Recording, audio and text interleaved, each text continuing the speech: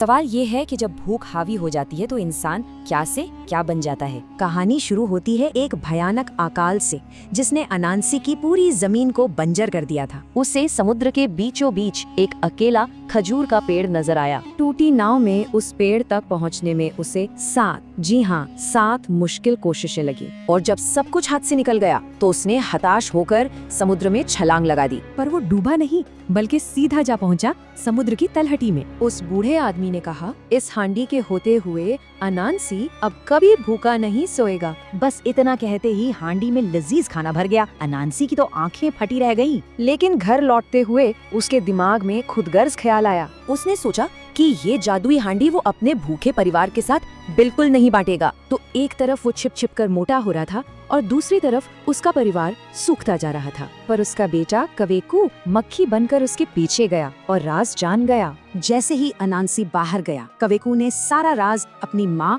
और भाई बहनों को बता दिया। तो उसकी पत्नी ने फैसला किया कि वो अपने लालची पति को सबक सिखाकर ही रहेगी। अनांसी का वो कीमती तोहफा उसके अपने लालच की वजह से हमेशा के लिए खत्म हो गया। गुस्से से तिलमिलाए अनांसी ने बूढ़े आदमी से एक और हांडी ठगने का प्लान बनाया। इस बार उसकी नाव अपने आप बिना किसी मेहनत के पेड़ तक पहुंच गई। पर इस बार हांडी नहीं मिली। बूढ़े ने उसे दिया सिर्फ एक मामूली सा लकड़ी का डंडा। इनाम पाने की जल्दी में अनांसी ने नाव में बैठकर वही जादुई शब्द दोहरा दिए। और हाँ, जादू ने अपना काम तो किया, पर अनांसी की उम्मीद से बिल्कुल अलग। डंडा हवा में उछला और अनांसी को तब तक पीटा जब तक वो जान बचाकर भागा नहीं। मार खाने के बाद अनांसी को अपनी गलती का एहसास हुआ और उसने परिवार से माफी मांगी। ये कहानी सोचने पर मजबूर करती है कि असली दौलत चीजों में है या फिर उन्हें बांटने में।